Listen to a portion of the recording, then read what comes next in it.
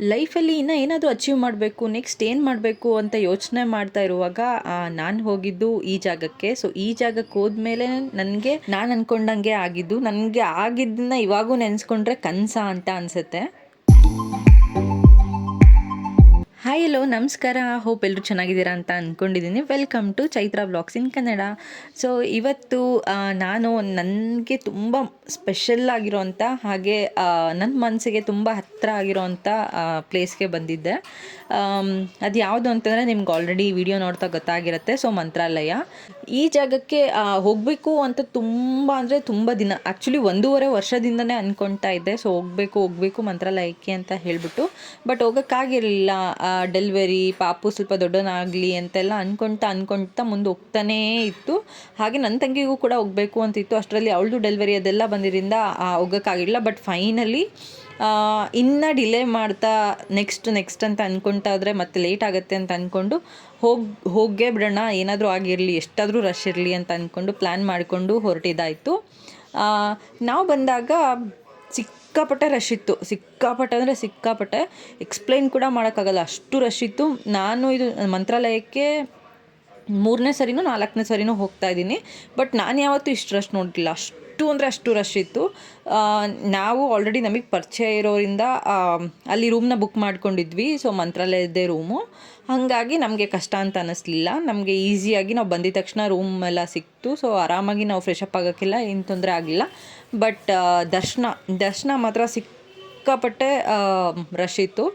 So ನೋಡೋಣ, ಸಂಜೆ ಕೂಡ ಒಂದ್ಸರಿ ಆದರೆ ದರ್ಶನ ಮಾಡ್ಕೊಂಬರೋಣ ಅಂತ ಹೋದ್ವಿ. ಬಟ್ ಆಲ್ಮೋಸ್ಟ್ ತುಂಬ ರಶ್ ಇತ್ತು. ಹಾಗೆ ಕ್ಲೋಸಿಂಗ್ ಟೈಮ್ ಕೂಡ ಆಗಿದ್ದರಿಂದ ಪುಟ್ ಮಕ್ಳನ್ನ ಕರ್ಕೊಂಡು ಮತ್ತೆ ಇಲ್ಲಿ ಊಟ ತಿಂಡಿಗೆ ಅವ್ರಿಗೆ ಕಷ್ಟ ಆಗಿಬಿಡುತ್ತೆ ಅಂತ ಹೇಳಿಬಿಟ್ಟು ಬೆಳಗ್ಗೆ ಬೇಗ ಎದ್ದು ದರ್ಶನಕ್ಕೆ ಹೋಗೋಣ ಅಂತ ಅಂದ್ಕೊಂಡು ರೂಮ್ಗೆ ಬಂದ್ವಿ.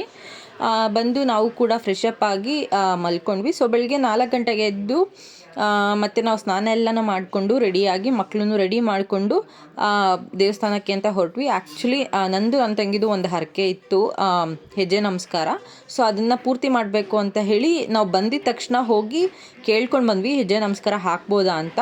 ಸಿಕ್ಕಾಪಟ್ಟೆ ರಶ್ ಇದ್ದಿದ್ದರಿಂದ, ಅದು ಒಂಥರ ಏನು ಗುರುವಾರ ಕೂಡ ಬಂದಿದ್ದರಿಂದ ತುಂಬ ರಶ್ ಇರುತ್ತೆ, ಹಾಕೋಕ್ಕಾಗಲ್ಲ ಅಂತ ಹೇಳಿದ್ರು. ಸ್ವಲ್ಪ ಬೇಜಾರಾಯಿತು. ನಾವು ಬಂದಿದ್ದ ಕಾರಣನೇ ಅದು, ಬಂದು ಹರಕೆ ಪೂರೈಸ್ದಂಗೆ ಹೋದರೆ ಇದು ಏನು ಅಂತ ಅಂದ್ಕೊಳ್ತಾ ಇದ್ವಿ. ಬಟ್ ನೋಡೋಣ, ಬೆಳಗ್ಗೆ ದರ್ಶನಕ್ಕೆ ಅಂತ ಹೋಗೋಣ, ದರ್ಶನಕ್ಕೆ ಅಂತ ಹೋದಾದ್ಮೇಲೆ ಏನು ಬೇಕಾದರೂ ಆಗ್ಬೋದು ಅಂತ ಹೇಳ್ಕೊಂಡು ಬೆಳಗ್ಗೆ ಬೇಗ ಎದ್ದು ದರ್ಶನಕ್ಕೆಲ್ಲ ರೆಡಿಯಾಗಿ ಹೋದ್ವಿ. ಸೊ ನಾವು ಮಕ್ಕಳೆಲ್ಲ ಇದ್ದಿದ್ದರಿಂದ ನಾವು VIP ಟಿಕೆಟ್ ತೊಗೊಂಡು ನಾವು ಡೈರೆಕ್ಟ್ ದರ್ಶನಕ್ಕೆ ಅಂತ ಹೋದ್ವಿ. ಸೊ ಹೋದಾಗ ಒಳಗಡೆ ಹೆಜ್ಜೆ ನಮಸ್ಕಾರ ಹಾಕ್ತಾಯಿದ್ರು ಕೆಲವರು. ಸೊ ನನಗೆ ಮತ್ತು ನನ್ನ ತಂಗಿಗೆ ಸಿಕ್ಕಾಪಟ್ಟೆ ಖುಷಿ ಆಯಿತು ಅದನ್ನು ನೋಡಿ. ಇನ್ನೂ ತಡ ಮಾಡೋದು ಬೇಡ, ಫಸ್ಟು ಹೆಜ್ಜೆ ನಮಸ್ಕಾರ ಹಾಕ್ಬೇಡ, ಅದಾದ ನಂತರ ನಾವು ದರ್ಶನ ಮಾಡ್ಕೊಳ್ಳೋಣ, ಹೆಂಗಿದ್ರು VIP ಟಿಕೆಟ್ ಇದೆ ಅಲ್ವಾ ಅಂತ ಅಂದ್ಕೊಂಡು ಬೇಗ ಪಾಪುನೆಲ್ಲನೂ ಅಮ್ಮನ ಕೈಲಿ ಕೊಟ್ಬಿಟ್ಟು ಪಟ್ಟನ ಹೆಜ್ಜೆ ನಮಸ್ಕಾರ ಹಾಕೋಕ್ಕೆ ಅಂತ ಹೋದ್ವಿ. ತುಂಬ ಜನ ಹಾಕ್ತಾಯಿದ್ರು. ನಾವು ಅದರಲ್ಲೂ ಬೇಗ ಒಂದು 6:30 ಟೈಮಲ್ಲೇ ನಾವು ಹೋಗಿದ್ದರಿಂದ ಜಾಸ್ತಿ ಕ್ರೌಡ್ ಇರಲಿಲ್ಲ ಒಳಗಡೆ. ಸೊ ಹಾಗಾಗಿ ನಾವು ಹೆಜ್ಜೆ ನಮಸ್ಕಾರ ಮಾಡ್ಕೊಳ್ಳೋಕ್ಕೆ ಈಸಿ ಆಯಿತು. ಹೆಜ್ಜೆ ನಮಸ್ಕಾರನ ಒಂದು ರೌಂಡ್ ಕಂಪ್ಲೀಟ್ ಮಾಡಿ ಆಮೇಲೆ ದರ್ಶನಕ್ಕೆ ಅಂತ ಹೇಳಿಬಿಟ್ಟು ನಾವು ಹೊರಟ್ವಿ. ಸೊ ಅದಕ್ಕೆ ಮುಂಚೆ ಆಲ್ರೆಡಿ ನನ್ನ ತಂಗಿ ಹಸ್ಬೆಂಡ್ ಮತ್ತು ನಮ್ಮಮ್ಮ, ಪಾಪು ಅವರೆಲ್ಲ ಒಂದು ರೌಂಡ್ ದರ್ಶನ ಮಾಡ್ಕೊಂಡು ಬಂದಿದ್ದರು. ಸೊ ಎನಿವೇಸ್ ಪರವಾಗಿಲ್ಲ ಅಂತ ಹೇಳಿ ನಾವು ಇನ್ನೊಂದು ಸರಿ ಹೋಗಿ ನೆಮ್ಮದಿಯಾಗಿ ನಮ್ಮ ಹರಕೆ ಕಂಪ್ಲೀಟ್ ಆಯ್ತಿಲ್ಲ ಅನ್ನೋ ಸಿಕ್ಕಾಪಟ್ಟೆ ಖುಷಿ ಆಯಿತು. ಸೊ ಹಾಗೆ ದರ್ಶನನೂ ಕೂಡ ಮಾಡಿಕೊಂಡು ಈಚೆ ಬಂದರೆ ಸಿಕ್ಕಾಪಟ್ಟೆ ಕ್ರೌಡ್. ನೀವೇ ನೋಡ್ತಾ ಇದ್ದೀರಲ್ಲ ಎಷ್ಟು ಜನ ಇದ್ದಾರೆ ಅಂತ ಹೇಳಿ.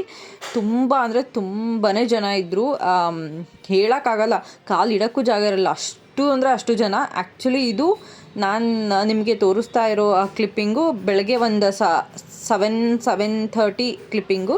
ಸೊ ಅದಾದ ನಂತರ ಇನ್ನೂ ಜನ ಜಾಸ್ತಿ ಆಗಿದ್ದರು. ಬಟ್ ಸಂಜೆ ಬರ್ತಾ ಆಲ್ಮೋಸ್ಟ್ ಕಮ್ಮಿ ಆಗ್ತಾನೆ ಬಂದರು. ಇದೆಲ್ಲ ಮುಗಿಸ್ಕೊಂಡು ಪ್ರತಿ ಸರಿ ಮಂತ್ರಾಲಯ ಹೋದಾಗ ಬರೀ ಮಂತ್ರಾಲಯ ಮಾತ್ರ ಹೋಗಿ ಬರ್ತಿದ್ದೆ. ಬಟ್ ಈ ಸರಿ ನೋಡೋಣ, ಸುತ್ತಮುತ್ತ ಇನ್ನೂ ಒಂದು 4-5 ಪ್ಲೇಸ್ ಇದೆ ಅಂತ ಹೇಳಿಬಿಟ್ಟು ಆಟೋಗಳೆಲ್ಲ ನಿಂತಿರ್ತಾರೆ ಅಲ್ವಾ. ಸೊ ಹಾಗಾಗಿ ಹೋಗಿದ್ವಿ. ಸೊ ಹೋಗಿ ಹಾಗೆ ಆಂಜನೇಯ ಸ್ವಾಮಿ ದೇವಸ್ಥಾನ, ಹಾಗೆ ಈ ಕಡೆ ಒಂದು ಮಾರುತಿ ದೇವಸ್ಥಾನ ಅಂತ ಒಂದು ಕರ್ಕೊಂಡು ಹೋಗಿದ್ರು, ಹಾಗೆ ಲಕ್ಷ್ಮೀ ದೇವಸ್ಥಾನ. ಸೊ ಈ ಥರ ಎಲ್ಲನೂ ಒಂದು ರೌಂಡ್ ಒಂದು ಟ್ರಿಪ್ ಕೂಡ ಆಗೋಗ್ಬಿಡುತ್ತೆ. ಸೊ ಹೋಗಿ ನೋಡ್ಕೊಂಬರೋಣ ಅಂತ ಹೇಳಿ ಹೋಗಿದ್ವಿ. ಸೊ ಇದು ಒಂಥರ ಬೆಡ್ ಟೈಪ್ ಇದೆ ನೋಡಿ. ಸೊ ಇದಕ್ಕೆ ಅದೇ ಥರನೇ ಹೆಸರು ಕೊಟ್ಟಿದ್ದಾರೆ. ಹಾಸಿಗೆ, ದಿಂಬು, ಬೆಡ್ಶೀಟ್ ಅಂತೇನೋ ಹೆಸರು ಕೊಟ್ಟಿದ್ದಾರೆ. ಸೊ ಕೆಳಗಡೆ ಬೆಡ್ಡು, ಹಾಗೆ ಪಿಲ್ಲು, ಮೇಲ್ಗಡೆ ಹೊದಿಕೆ ಅನ್ನೋ ಥರನೇ ಅದು ಇದೆ. ನಾನು ರಾಯರನ್ನು ನಂಬೋಕೆ ಸ್ಟಾರ್ಟ್ ಮಾಡಿ ಇವಾಗ 8ರಿಂದ 9 ವರ್ಷ ಆಯಿತು. ಸೊ ನಾನು ನಂಬೋಕೆ ಸ್ಟಾರ್ಟ್ ಮಾಡಿದ್ದು ಯಾವಾಗ ಅಂದರೆ, ನನಗೆ ಒನ್ ಟೈಮಲ್ಲಿ ನಾನು ಮಾಡ್ತಾ ಇದ್ದಿದ್ದ ಕೆಲಸನ ಸ್ವಿಚ್ ಮಾಡಬೇಕಾಗಿತ್ತು. ಅಂದರೆ ಒಂದು ಒಳ್ಳೆ ಕಂಪ್ನಿಗೆ ನಾನು ಸ್ವಿಚ್ ಮಾಡ್ಕೋಬೇಕಾಗಿತ್ತು.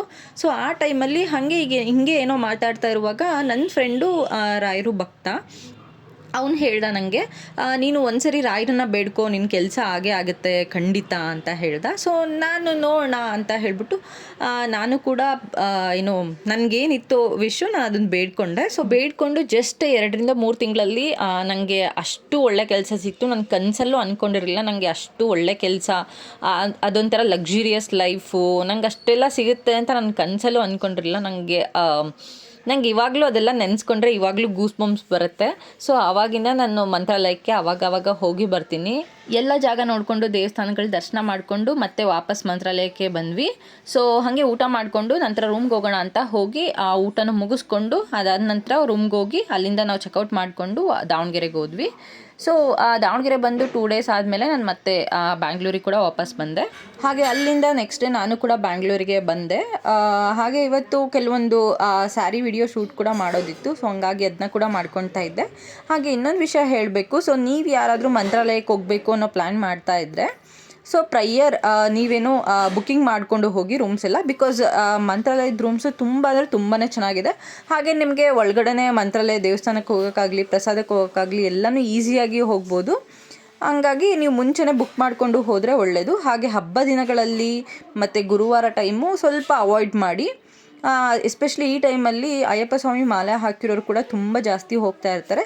ಹಾಗಾಗಿ ನೀವು ಗುರುವಾರ ಬಿಟ್ಟು ಬೇರೆ ದಿನಗಳಲ್ಲಿ ಕೂಡ ಪ್ಲ್ಯಾನ್ ಮಾಡಿಕೊಂಡು ಹೋಗ್ಬೋದು. ಬಟ್ ಆನ್ಲೈನ್ ಪೋರ್ಟಲಲ್ಲಿ ನೀವು ರೂಮ್ನ ಬುಕ್ ಮಾಡಿಕೊಂಡೇ ಹೋಗಿ. ಬಿಕಾಸ್ ನಾನು ನಾರ್ಮಲ್ ಹಾಗೆ ಹೊರಗಡೆ ಕೂಡ ರೂಮ್ಸ್ ಇರುತ್ತಲ್ಲ, ಸೊ ಅಲ್ಲಿ ಕೂಡ ನಾನು ಸ್ಟೇ ಮಾಡಿದ್ದೀನಿ ಮುಂಚೆ. But compare to that like ನಿಮಗೆ ಏನೋ ಮಂತ್ರಾಲಯದ ರೂಮ್ಸು ತುಂಬಾ ಚೆನ್ನಾಗಿರುತ್ತೆ.